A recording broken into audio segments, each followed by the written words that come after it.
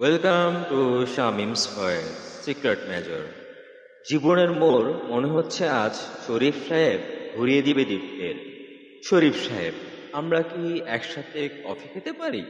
দীপ্ত: আমি আপনাকে চিনি না, জানি না, আর সেখানে আপনি বলছেন কফি খাওয়ার কথা। হাস্যকর লাগলো পুরো বিষয়টা। শরীফ সাহেব: দীপ্ত ওরফে দীপ্ত চৌধুরী, ওরফে চাইনিজ দীপ্ত। কি ঠিকঠাক বলেছি তো আপনার পরিচয়গুলো? দীপ্ত: কে আপনারা? আমার কাছে কি চাই? শরীফ সাহেব: আসেন, আগে চা খাই, তারপর বলছি। দীপ্ত এবং শরীফ সাহেব একসাথে চা খেতে বসলো। দীপ্তের মনে কেমন যেন খটকা লাগছে। পরবর্তী অংশ বলবো 15তম খণ্ডে।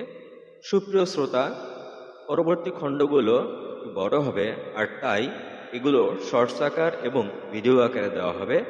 আশা করব আপনারা ভিডিও আকারে দেখে নেবেন, শুনে নেবেন। আশা করব সিক্রেট মেজর আপনাদের ভালো লাগছে। ধন্যবাদ।